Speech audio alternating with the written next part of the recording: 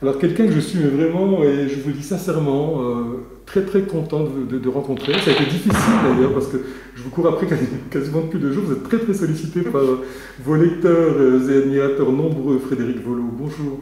Bonjour Julien, oui, Ah, il ah, paraît que ça a été difficile de me trouver, mais oui, bah, pas de vous trouver, de réussir à vous enlever à ce public nombreux qui vous assaillait. Alors, je suis contente que ce public soit venu à ma rencontre à l'occasion de ce salon d'Agondange et à l'occasion de la remise du prix oui, que j'ai eu qu'on m'a attribué pour la Vierge folle. Voilà, donc je suis très contente d'être venue ici, en plus tout s'est remarquablement passé. Tout le monde est très sympathique. Enfin, vraiment, je n'en retire que du positif. alors moi je disais que j'étais heureux à de multiples reprises de vous rencontrer pour diverses raisons. Celle-ci que vous venez d'évoquer, vous êtes la lauréate cette année du prix, du Grand Prix de la ville de Agondange dans le cadre de ce salon, pour la Vierge folle dont on va parler tout à l'heure, publié par les presses de la Cité. La deuxième raison, c'est que j'aime vos écrits, parce que j'ai tous vos livres quasiment parus aux presses de la Cité. Pour l'honneur de Blanche, c'était le précédent, avec Oui. le Rocher du Père Vorneau. Et également un livre qui m'a beaucoup intéressé aussi, celui que vous avez consacré aux grandes affaires criminelles de Meurthe et Moselle, paru aux éditions de Boré, dont on va aussi parler tout à l'heure. Et puis il y a encore une autre raison, mais je ne sais pas si ça je peux le dire, c'est que vous partagez également la vie d'un autre auteur que j'aime énormément, dont j'aime beaucoup les écrits. Oui. On peut dire de qui il s'agit? C'est pas un secret? Il y a pas de Non, mystère? c'est pas un secret, si ce n'est que c'est un secret de Polichinelle, je crois. Vous êtes la compagne de Gilles Laporte, un Oui, autre voilà, auteur absolument. qu'on aime énormément Oui. et qu'on est pressé de rencontrer aussi bientôt, je pense, au salon de De Metz. Metz, on sera dans 2 présents mois. tous les deux. Alors, cette fameuse Vierge folle, c'est une histoire que vous campez. Là aussi, vous avez fait un choix particulier de nous emmener dans ce vieux Paris méconnu, enfin, que nous, aujourd'hui, on connaît mal, qu'on a oublié. Ce vieux Paris des chiffonniers, cette espèce de cour des miracles que vous réussissez mais merveilleusement à nous présenter. On a l'impression d'y être quand on lit votre livre. Vous pouvez me parler un peu de cette Vierge folle qui est-elle? Qu'est-ce qui va lui arriver? Il va lui arriver quelque chose de dramatique, ça c'est sûr. Alors on est au printemps 1861. Oui, on est au printemps 1861 et on trouve, enfin les ouvriers, les jardiniers qui sont en train de terminer les travaux dans le parc Monceau tombent sur le cadavre d'une femme rousse et qui est complètement défigurée, vitriolée, qui a été vraiment massacrée. Et on retrouve dans sa main une lame de tarot, donc, qui est la Maison Dieu, et qui en général annonce des grands bouleversements, et pas toujours très favorable d'ailleurs.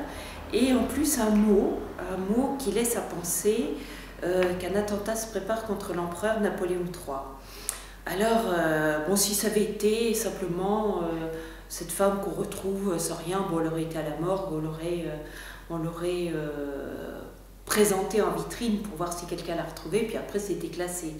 Mais là, à l'époque quand même, il y avait beaucoup de suicides, on se balançait dans la Seine assez facilement, il y avait beaucoup de crimes, il y avait beaucoup de crimes non résolus d'ailleurs. Hein. Mais là, en raison de ce mot qui laisse à penser qu'un attentat se prépare contre l'empereur, on veut absolument mener une enquête car le parc Monceau doit être inauguré le 13 août et ça laisse peu de temps pour découvrir qui est derrière ce meurtre. Alors, pour toutes les affaires criminelles qui sont un peu particulières, qui présentent un aspect différent de ce qu'on voit d'habitude, on fait appel à Achille Bonnefond, qui est le grand spécialiste des affaires criminelles, qui connaît personnellement l'empereur. Alors Achille, je dis toujours mon bel Achille, je l'appelle mon bel Achille, parce que dans mon esprit, c'est un homme beau, intelligent, enfin qu'à tout, quoi. Vraiment, Achille, c'est l'homme pas parfait, parce qu'il a quand même des défauts, mais il est issu d'un milieu très aisé. Il a toujours eu une fascination pour Vidocq. Et cet ancien bagnard reconverti qui a servi la police et qui permettait, en infiltrant lui-même les milieux des bandits, des grinches, on appelait ça les grinches à l'époque. Et donc il a cette admiration pour Vidocq qui est son héros. En plus, avec son copain Félix, Achille a pu rencontrer Vidocq. Alors là, c'était vraiment la révélation et il a décidé qu'il serait détective aux grandes dames de ses parents et de son père surtout, qui voulait en faire un homme d'affaires, un avocat, etc., dans la digne lignée familiale. Et donc, Achille va s'atteler à cette affaire, mais l'autopsie ne donne pas grand-chose, on ne peut pas reconnaître cette femme, mais l'autopsie montre que apparemment c'était une femme qui était malnutrie, qui venait d'un milieu certainement très défavorisé. Et Achille, qui lui, dans son milieu habituel, n'a jamais fréquenté ces milieux défavorisés, doit faire une plongée dans les bas-fonds de Paris. Et pour ça, il a besoin de quelqu'un qui le guide, qui l'emmène et qui lui montre ce qu'il faut faire et qui il faut voir. Et donc, il pensait d'abord faire appel à son copain Félix, qui était les bras et les jambes, lui, et Achille étant la tête. Et puis Félix, malheureusement, se fait renverser par un omnibus à l'époque. Il faut savoir qu'à l'époque, à Paris, la circulation, c'était infernal. C'est infernal aujourd'hui, mais à l'époque, c'était pareil, mais avec les chevaux, les carrioles en tout genre, 2 roues, 4 roues, c'était absolument épouvantable. Et il n'y avait pas de passage piéton, ce qui compliquait souvent. Il n'y avait pas de passage piéton. Quand on traversait, c'était à ses risques et périls. Et d'ailleurs, il y en a beaucoup qui finissaient sous les roues. Et puis les pavés glissants, et les bouses, enfin, je ne sais pas si on appelle ça les bouses, mais... Oui, il y avait... C'était absolument épouvantable, hein, et c'était pas encore beaucoup de boulevards, de rues n'étaient pas pavés, donc il y avait la poussière, c'était quelque chose d'incroyable.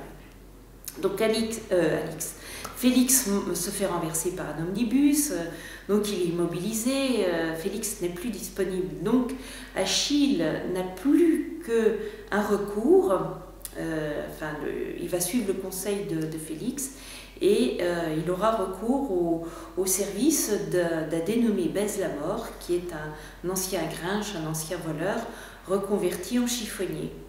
Et à partir de là, donc, Achille lui-même va opérer une transformation pour pouvoir descendre dans ses bas-fonds, parce que, étant habillé en bon bourgeois avec son haut de forme et ses foulards en soie, etc., et ses gants beurre frais, ça serait très mal vu et donc il n'aurait rien pu en tirer. Donc il se déguise lui-même, comme le faisait Vidocq à son époque pour mener ses enquêtes, et il fait cette plongée dans les bas-fonds de Paris.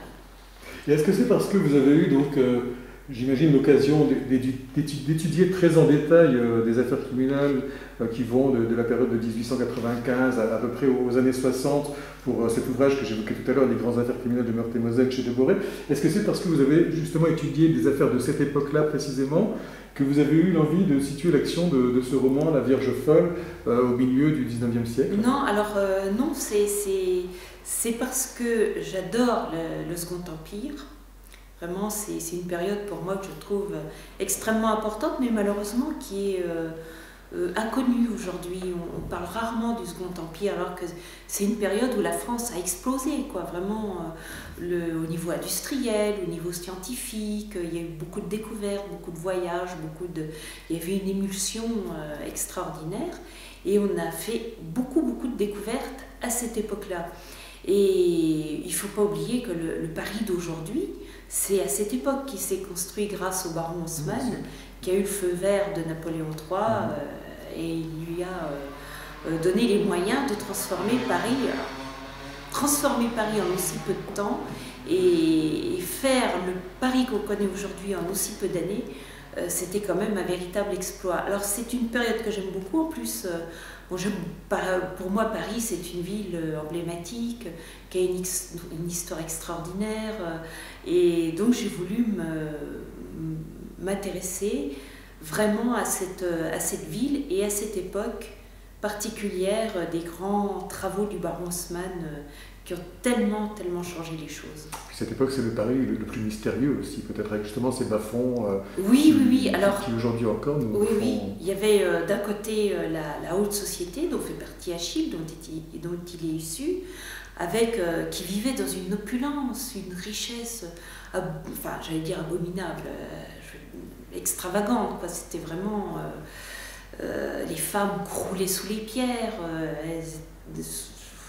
elles avaient des attelages, des parures, c'était invraisemblable. On donnait des balles, des soirées qui coûtaient des fortunes. On se faisait construire des palais comme nous, on va acheter une baguette de pain. C'était l'argent était roi pour une certaine partie de la population.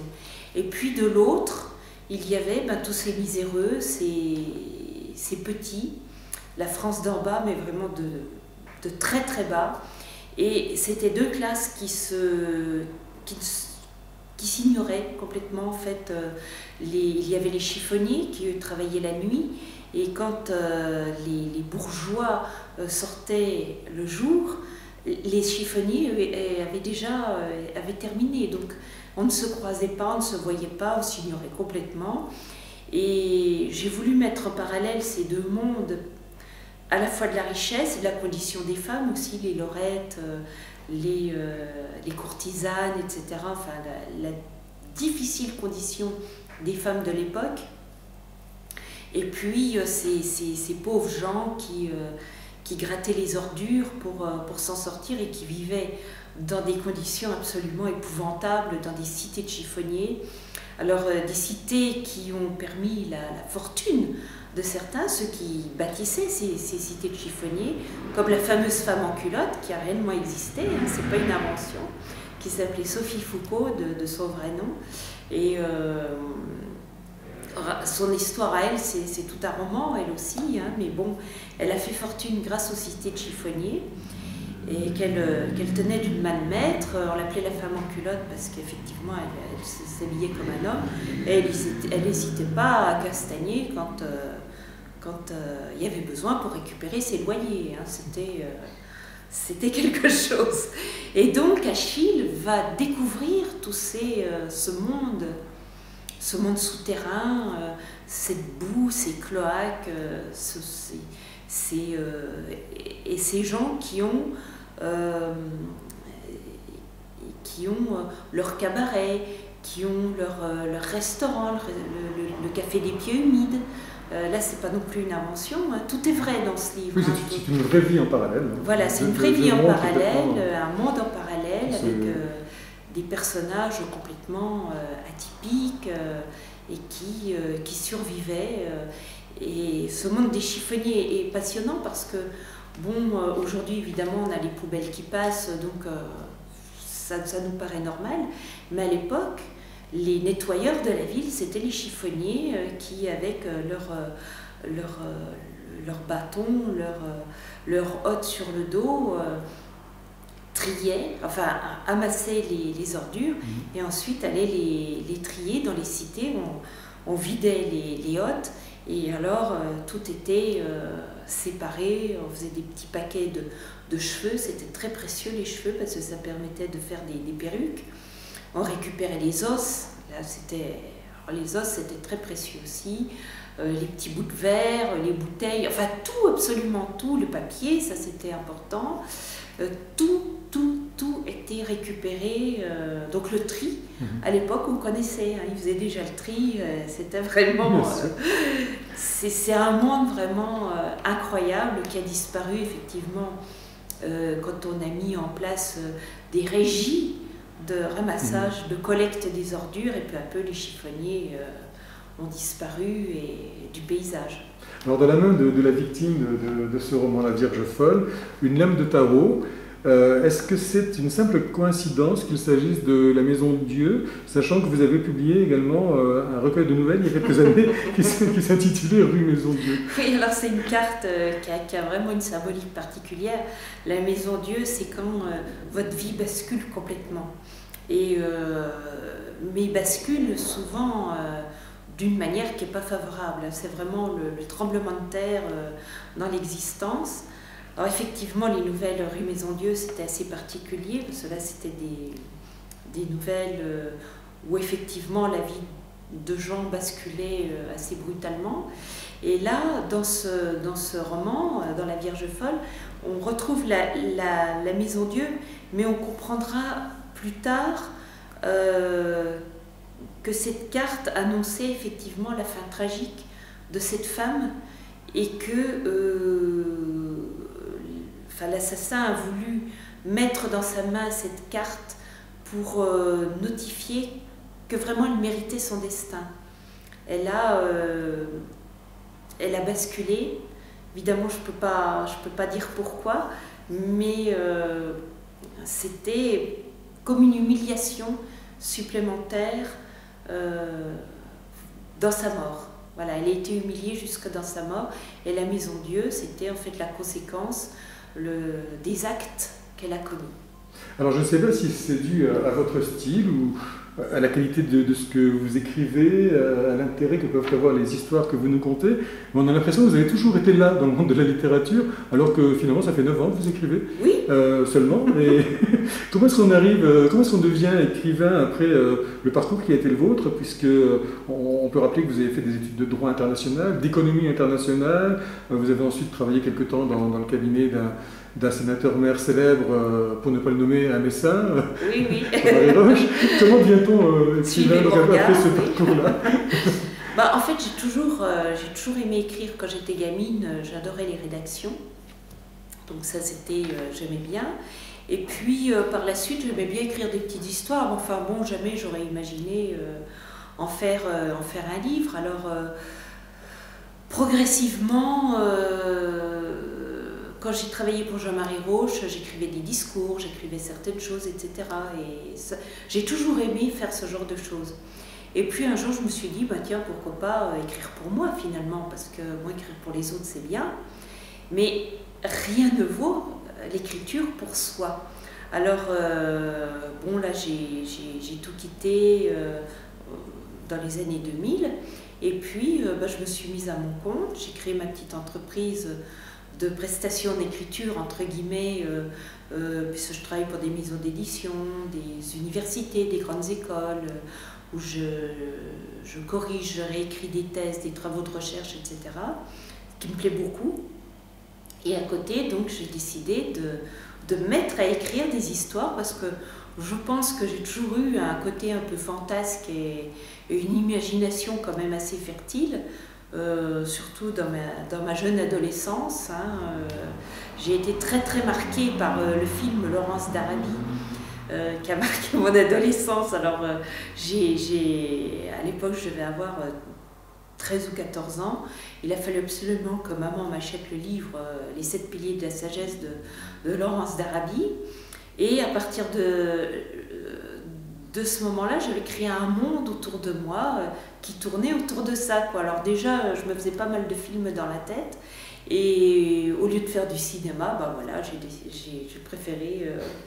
j'ai préféré, prendre la plume et écrire des histoires. Et je dois dire que je regrette pas, ça me provient très bien de me mettre à ma table et puis d'imaginer des vies de personnages.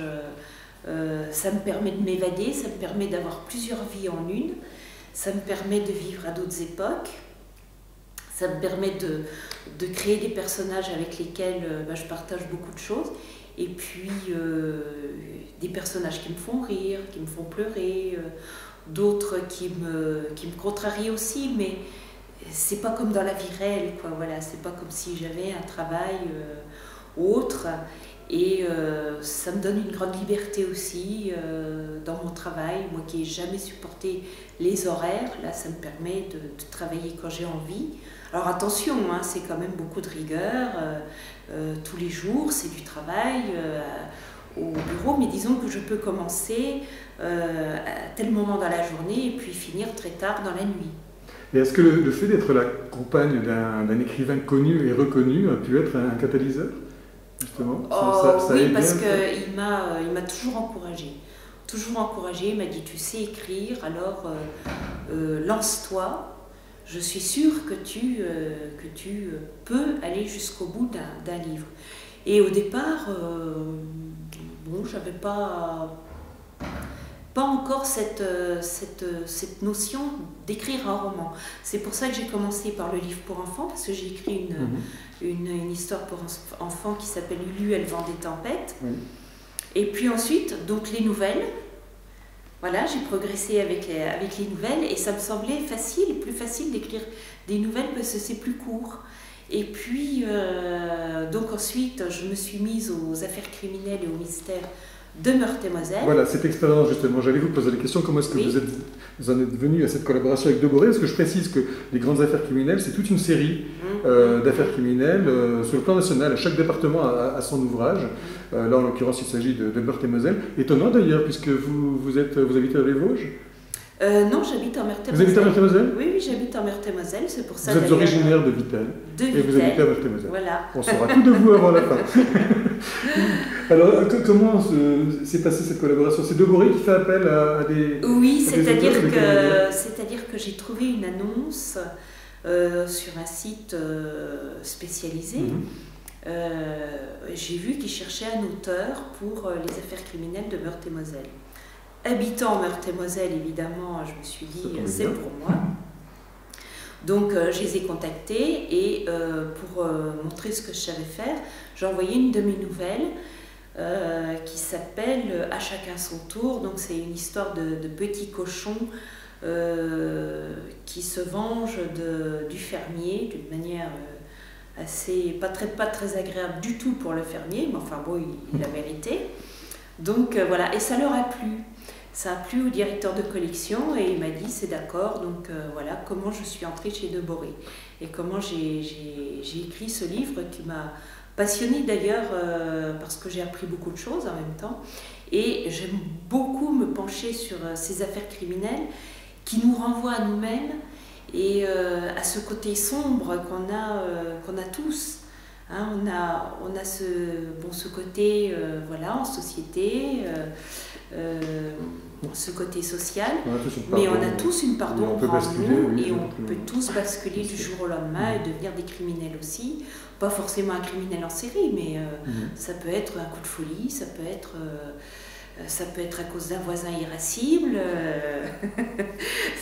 Voilà, cette fois, c'est moi qui vous dis suivez mon regard. On va expliquer. Bon, parce que tout à l'heure, on discutait effectivement, vous avez des poules naines, des chats, et on parlait de nos expériences personnelles. Oui. Et il est vrai que moi, j'ai dû me séparer de mes poules naines à cause d'un voisin non seulement irascible, mais imbécile, qui a déposé plainte sur plainte et que je salue au passage. Oui. On va en revenir à vos affaires criminelles. Voilà, donc ça peut être vraiment une raison tout à fait... ça peut partir de rien, d'un petit rien. Bon, souvent à l'époque, dans les affaires que j'évoque, c'est souvent l'argent qui est la cause de crimes, l'argent et l'alcool, beaucoup. Hein. À l'époque, c'était quand même une chose en entraînait une autre. Alors, dans ce livre, bon, je ne dis pas qu'on s'attache aux criminels, mais il y en a qui laissent plus ou moins de traces. Il y en a qui sont plus... dont le crime est plus banal, si je puis dire, la personnalité est plus banale. Et puis, il y a des criminels, quand même, qui laissent une impression curieuse. Alors, évidemment, là-dedans, j'évoque le curé du Ruf, qui a laissé... Vous anticipez toutes mes questions. Hein. Ah je vous laisse continuer.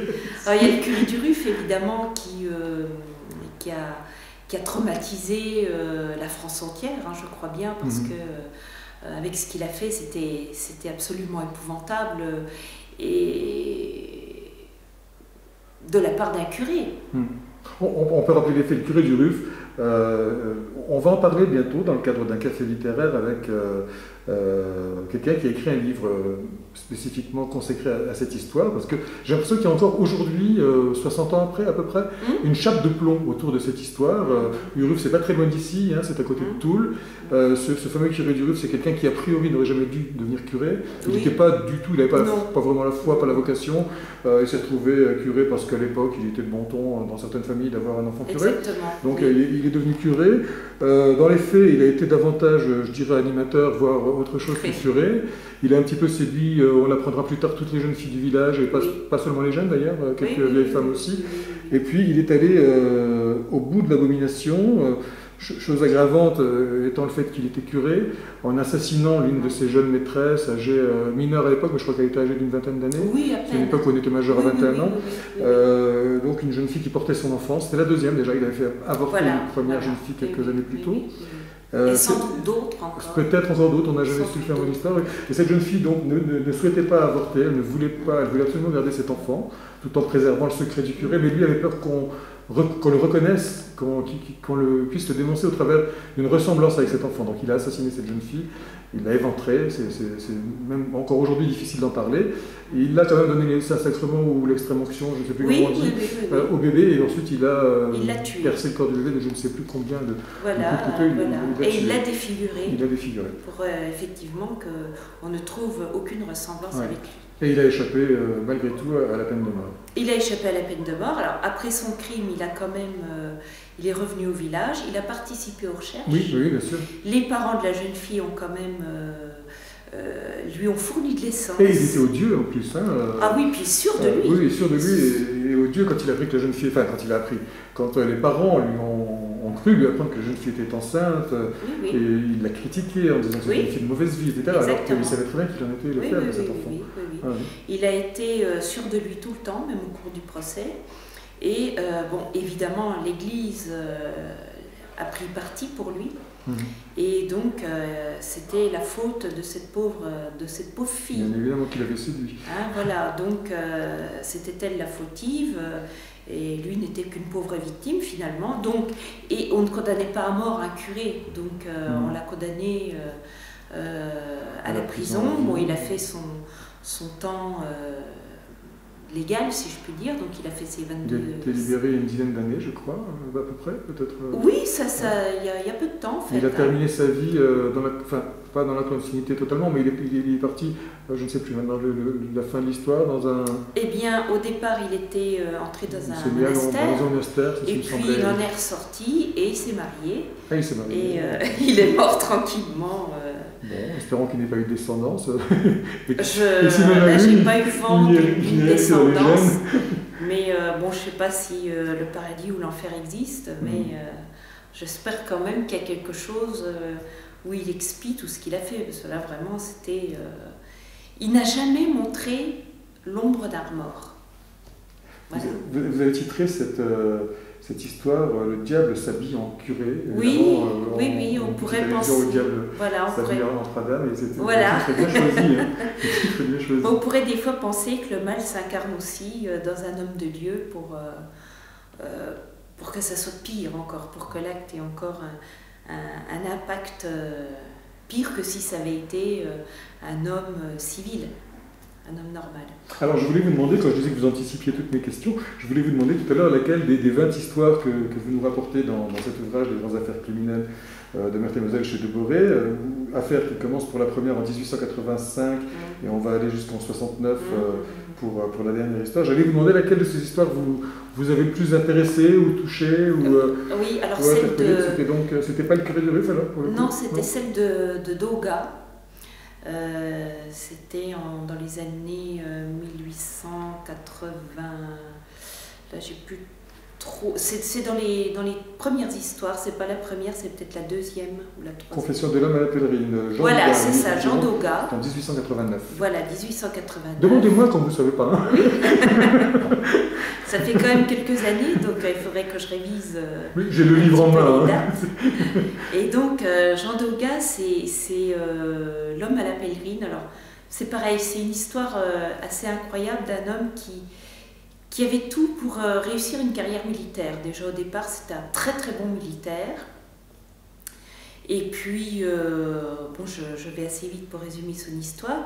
Il veut se marier avec une jeune fille de Remiremont dans les Vosges, mais cette jeune fille n'est pas richement dotée, donc il ne peut pas rester dans l'armée. Alors il quitte l'armée, il travaille dans une imprimerie, tout ça, mais enfin bon, ça ne lui convient pas, enfin il n'est pas fait pour ça. Alors il commence à traîner, et puis il a quand même, il a des besoins en fait, il aime de temps en temps aller au restaurant, il va chez Schaeffer à Nancy, place du marché, au restaurant, et là il mange bien, il aime bien aller voir aussi des prostituées, enfin voilà, il aime bien certaines choses, et évidemment chez lui le climat évidemment se détériore, etc. Et puis ce qui gagne, il se fait virer de l'imprimerie parce que bon, c'est pas un ouvrier assidu. Alors il fera comme ça différentes places. Il aura travaillé chez Hatt aussi à Pont-à-Mousson, dans la fabrique de papier mâché de Pierre Hatt, où il ne sera pas resté non plus longtemps, mais à Pont-à-Mousson, bon, il loue une chambre, et donc avec son salaire, il va voir effectivement des prostituées, et il mène la belle vie. Mais pour continuer à mener un train de vie assez conséquent, il lui faut de l'argent, et pour gagner de l'argent, il tue. Voilà, tout simplement. Parce que c'est un homme, alors c'est ça qui m'a fasciné chez lui, c'est qu'il tient à régler ses dettes. Donc là où il a des dettes, il faut absolument qu'il les règle. Donc il tue les gens, il les vole, et avec l'argent volé, il va régler ses dettes. Et à chaque fois, c'est un engrenage qui l'amène toujours à devoir tuer plus pour gagner cet argent et payer ses dettes. Alors c'est ça qui est incroyable, quoi. Vraiment. C'est lui qui m'a le plus touchée finalement. Je dis toujours, il a été meurtrier quelque part par honnêteté, voilà, parce qu'il voulait être en règle avec régler ses petites dettes à l'auberge, il voulait payer sa chambre, il voulait pouvoir continuer à se payer un repas à droite à gauche, et donc il est devenu assassin pour ça. Et de temps en temps, quand il a notamment commis le crime à Pont-à-Mousson d'un couple de tailleurs, il n'a pas manqué de voler du tissu pour apporter à sa femme, et des pommes aussi, voilà, ça peut toujours servir. Donc c'était vraiment quand même quelqu'un d'atypique, et qui procédait, alors on l'appelait l'homme à la pèlerine, parce qu'évidemment il avait toujours une pèlerine avec caché dessous une masse, enfin ouais, un gros marteau, quoi. Et bon, il essayait toujours de s'en prendre à des femmes qui étaient seules au moment où il agissait. Le mari était parti, ou alors c'était des veuves, et il les attaquait toujours par surprise, et bon, voilà. C'était des victimes toutes désignées. Alors évidemment, il a été condamné à mort, il a été exécuté comme il se doit à Nancy. Dans la cour de la prison Charles III. Voilà. Vous nous racontez tellement bien ces histoires que je me dis que Pierre Bellemare a du souci à se faire. Ah, vous pouvez le remplacer aisément. Pierre Bellemare, alors là, je dois dire que Pierre Bellemare, j'ai toujours aimé l'écouter. Et quand il racontait ses histoires extraordinaires à la radio, j'adorais écouter Pierre Bellemare. Voilà, tout s'arrêtait, il fallait écouter Pierre Bellemare. Il y avait moi et maman, toutes les deux. On écoutait Pierre Bellemare, et c'est vrai qu'on était scotchés à ses paroles. Alors vous savez, vous avez cité beaucoup de personnes que vous aimez bien. Moi, pour conclure, je vais vous dire aussi l'une des autres raisons qui font que je vous aime bien, c'est pas seulement la qualité de vos livres, la beauté de ce que vous écrivez, c'est pas tellement le fait que vous soyez extrêmement sympathique aussi. Enfin, si, c'est tout ça, mais c'est aussi le fait que vous donnez une grande importance aux animaux. Là, mes statuts Facebook récents d'ailleurs le précisaient. Vous osez vous engager également quand quelque chose vous déplaît, vous le dites, même si ce qui a été dit l'a été par le président de la République, et ça c'est vachement bien aussi. Vous avez des poules, vous avez des chats, oui. Vous êtes arrivé en retard aujourd'hui à cause d'un chat. C'est un chat qui ne voulait pas rentrer, et donc qui m'a obligée à retarder mon départ parce que je ne voulais pas partir et le laisser dehors. Donc voilà, et donc il s'appelle Totor. Et vous aimez beaucoup les animaux, vous avez des chats qui vous tiennent compagnie quand vous écrivez. Oui, mes chats ont une très grande importance dans ma vie, enfin tous les animaux en fait. Je suis née avec des animaux dans le berceau, j'ai toujours eu des animaux à la maison. Chez mes parents, on avait beaucoup de chiens, on avait beaucoup de volailles, de moutons, enfin on avait toujours énormément d'animaux. Et donc j'ai grandi entourée d'animaux et j'ai toujours adoré les animaux. Et j'ai une relation très affectueuse, très viscérale avec eux. Donc quand je m'occupe beaucoup de dénoncer des actes de maltraitance et de mon côté, moi je fais tout pour venir en aide aussi à des associations qui se battent pour la protection animale et Dieu sait qu'elles ont beaucoup de boulot parce que c'est fou tout ce qu'on voit. Donc régulièrement je suis énervée effectivement quand je suis sur ma page Facebook parce que je vois tout ce qui se passe et je me dis mais comment se fait-il qu'aujourd'hui au XXIe siècle on soit encore aussi timide vis-à-vis du statut de l'animal qui est quand même aujourd'hui on reconnaît que ce sont des êtres vivants, qui sont des êtres sensibles, qui souffrent et une vache, un mouton, c'est pas qu'une viande sur pattes. Il y a autre chose, il y a quand même une sensibilité. Pourtant, d'un point de vue juridique, l'animal aujourd'hui, en France, à l'heure actuelle, il est toujours considéré comme un objet meuble. Comme un objet. Ça a été aussi l'objet d'un de vos coups de gueule. Vous rêvez d'un président courageux, vous n'êtes pas le seul. Oui, là, parce nous que aussi, qui s'engage vraiment. Et c'était une promesse dissimulée d'ailleurs. Le candidat Hollande avait dit qu'il entendait s'engager pour faire changer ce statut d'animal. Il y a eu un revirement récemment. Il y avait le salon de l'agriculture juste derrière. C'était au salon de l'agriculture d'ailleurs. Et là, il vient de faire une déclaration complètement contraire, malgré tout ce qu'il avait dit à 30 millions d'amis, etc. Il vient de dire que l'animal, finalement, il avait un statut tout à fait acceptable. Il refusait de revenir là-dessus. Là, j'avoue que j'ai été très très déçue et très en colère aussi. Je suis très en colère. Et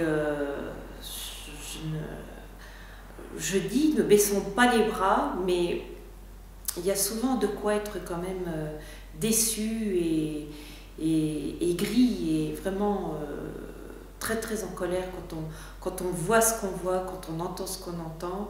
Il y a vraiment beaucoup de choses à faire et moi je salue vraiment le courage de toutes ces associations qui sont engagées et qui mènent sur le terrain des actions qui font beaucoup de choses. Elles ne sont pas reconnues.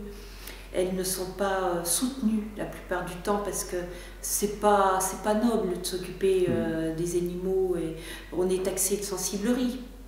On est des sensibles. Moi je revendique d'être sensible et tant mieux. Et puis on peut être un homme et être sensible aussi et c'est bien. Je veux dire, il n'y a pas de honte à dire qu'on est sensible à la souffrance. On n'a pas le droit aujourd'hui d'accepter la souffrance. Qu'elle soit pour les humains ou qu'elle soit pour les animaux, qu'elle soit pour le vivant d'une manière globale, on n'a plus le droit aujourd'hui d'accepter la souffrance. Il y a d'autres moyens de faire, que ce soit de l'élevage, que ce soit de l'abattage, que ce soit pour les traitements dans les laboratoires. Aujourd'hui, on n'a plus le droit de procéder comme ça.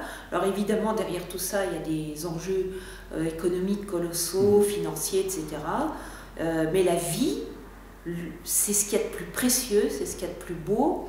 Et on n'a pas le droit de massacrer le vivant comme ça, sous des prétextes fallacieux et qui ne tiennent plus debout aujourd'hui. On devrait la protéger. On doit la protéger, c'est vraiment... Mais on a l'impression aujourd'hui que c'est devenu banal, le vivant. On écrase une bestiole, on coupe des fleurs, on coupe des arbres. Il y a une espèce de jean-foutisme, on se sépare. Moi, ce que je regrette, c'est cette séparation qu'il y a aujourd'hui entre l'homme et la nature. Alors que l'homme est issu de la nature, il doit y revenir. Nos anciens la respectaient, l'écoutaient, la vénéraient, ils savaient regarder les arbres, les plantes, ils se fiaient au soleil, aux nuages, etc. Mais aujourd'hui, il y a une coupure totale. Et ça, je le regrette profondément. On ne sait plus écouter un oiseau aujourd'hui qui chante, alors que c'est merveilleux, cette symphonie de la nature, des poules qui chantent, du coq qui chante le matin. Moi, j'adore ça. Et donc, j'adore écouter mes oiseaux, mes poules, la symphonie de la nature. Et moi, je crois que si on massacre cette mère nature dont on est issu, on est foutu. Ce que l'homme oublie, c'est qu'un jour, Mère Nature aura sa revanche, et là, l'homme aura des regrets. Il y a toujours un retour de bâton. De toute façon. Alors, dans le cadre de ce salon, avec les différents éditeurs des auteurs en lice pour le Grand Prix de la ville de Gandange, nous avions organisé un jeu tout simple, un concours. Il suffisait de voter pour son auteur favori.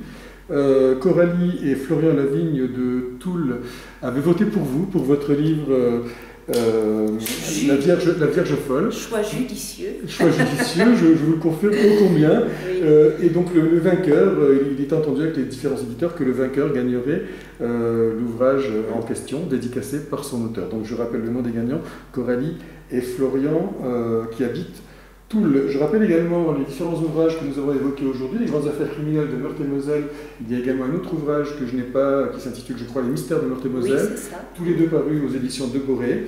Dans l'ordre de parution, Le rucher du père Voirneau, Pour l'honneur de Blanche, et puis nous en avons beaucoup parlé à l'instant, La Vierge folle, tous les trois parus dans la collection Terre de France, aux presses de la Cité. Ça a été un infini bonheur de vous rencontrer.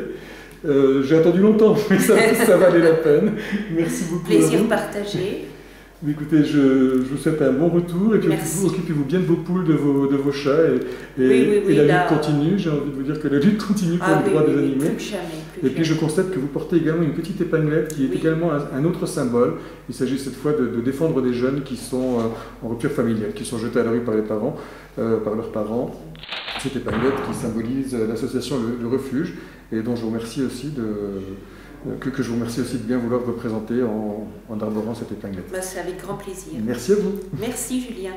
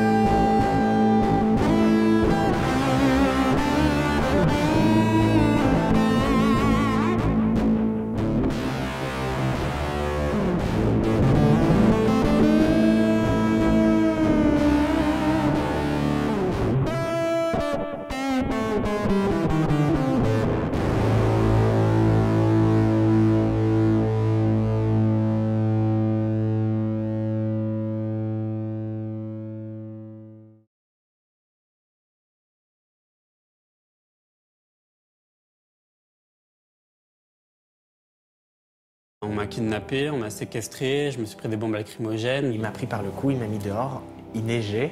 Elle m'a dit oui, je veux plus te voir. De toute façon, j'arrive même plus à regarder les photos de toi quand tu étais petite. Ils auraient largement préféré un enfant normal.